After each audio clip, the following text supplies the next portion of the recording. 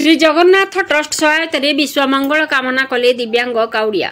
एबे श्रावणर मास चली छोट पिलाठू आरंभ कर वयस्क मान हाथ में श्रावणर काउड़ीबार गोटे लक्ष्य जलाभिषेक करने और मानसिक पूरण करने भिन्न भिन्न भाव में काउड़िया माने बाबा शंकर को जल लगी टिके भिन्न चिंता करिसेंती श्री जगन्नाथ चैरिटेबल ट्रस्ट कर्मकर्तागण।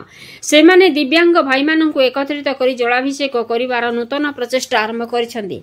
केन्द्रापड़ा जिलार मुहाणी निकटस्थ नाउपाल ग्राम निकट गोबरी नदी पानी उठाई बाबा बिलेश्वर महादेव पीठरे जलाभिषेक करिसेंती।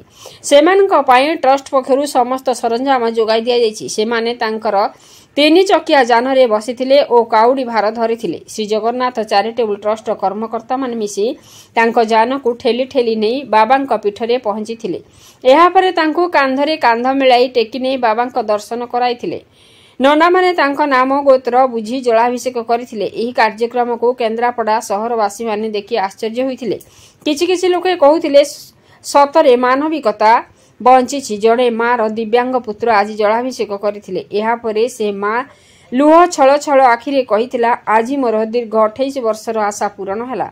आजिर कार्यक्रम रे सहयोग भाई माने हेले श्री जगन्नाथ चैरिटेबल ट्रस्ट सभापति श्रीजुक्त दमन महांती, कोषाध्यक्ष विभू प्रसाद साहू, डॉक्टर वीरेंद्र कुमार दास, दिलीप कुमार नाथ, शांतनु मल्लिक, बाबाजी बारिक, सीनू कुमार राव, विभू प्रसाद पति, धीरेन साहू, देवाशीष महापात्र, तापस परिड़ा, अक्षय कुमार भल, शशिकांत नाथ, रमाकांत साकू, सुकुनी नायक, आशीष विश्वाल और सचेतन शतपथी। केन्द्रापड़ारू जिला प्रतिनिधि समीर कुमार प्रधान का रिपोर्ट मसीहा न्यूज।